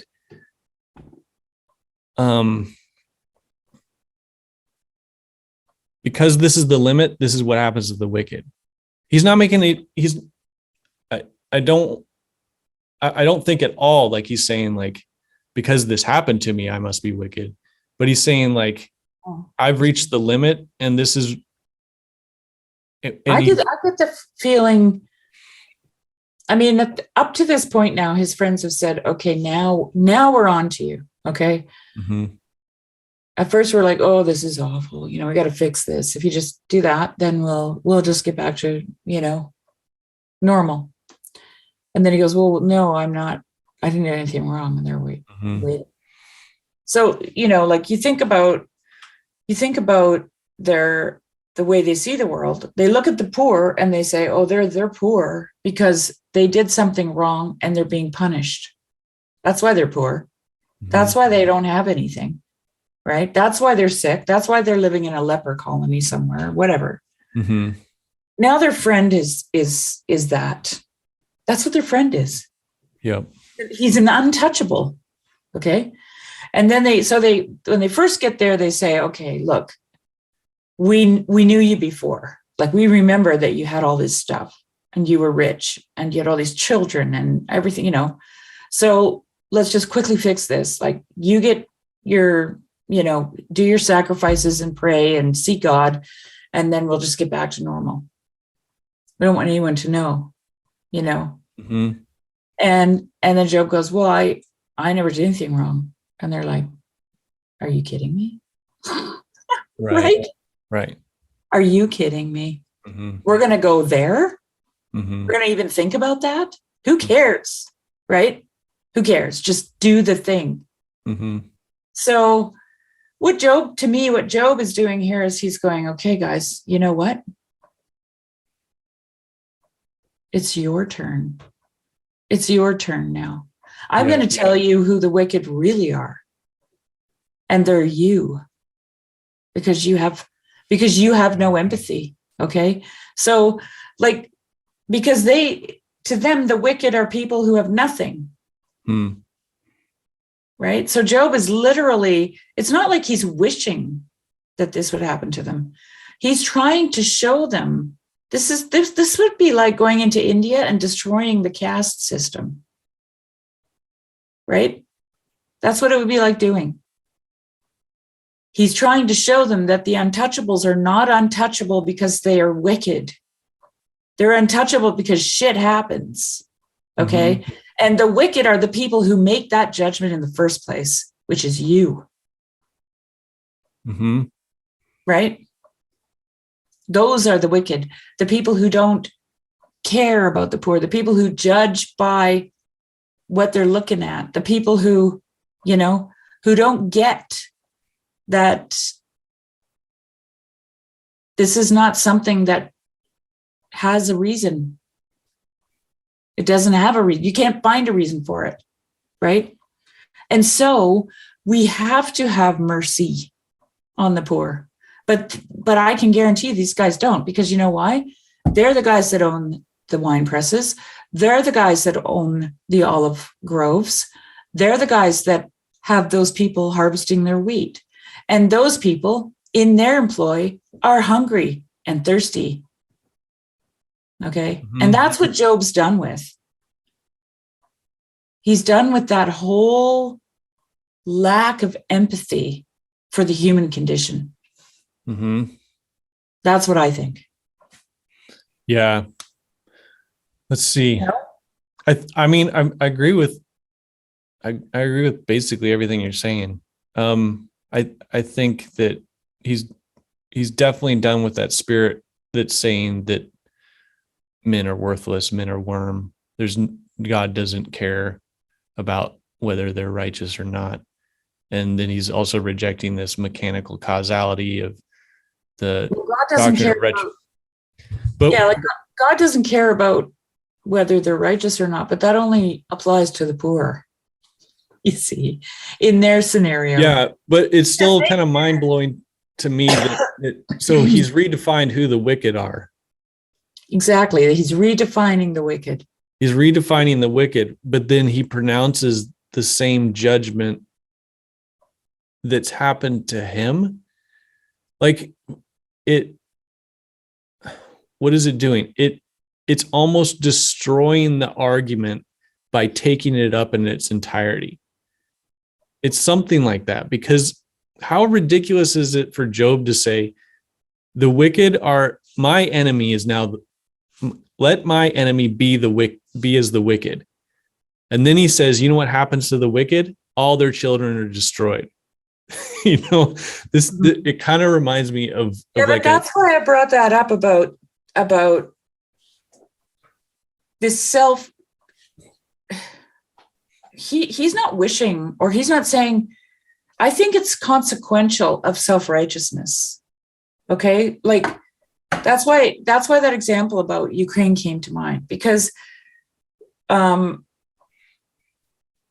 instead of humbling themselves, let's say, the West, and seeking peace for the sake of what? The person who has to go to the front lines and die.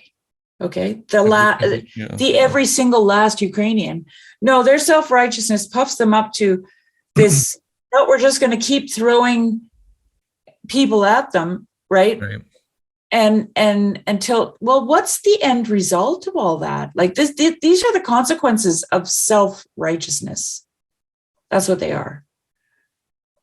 They are, because you will sacrifice everything in order to maintain it.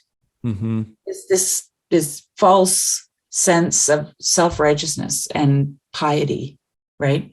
Mm-hmm. But you're just completely callous to the suffering of these people in the end.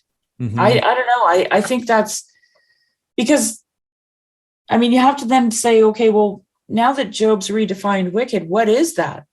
Before you go on to understand the rest of that, right? Like, what is the wicked to Job? Is it just guys that think like that? Or is it actually a form of self-righteousness? I think I'm calling it that because I think that's the only place that you can go from there. You can either,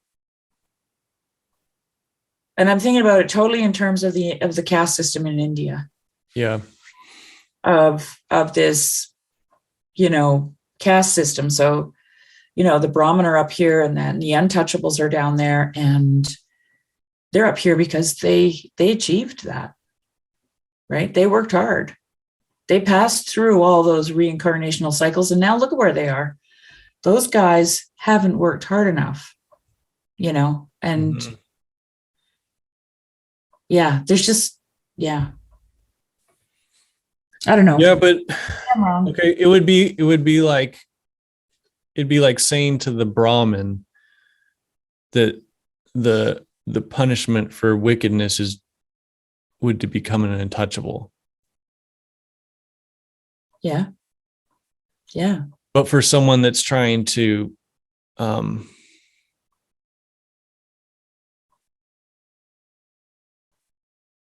feel like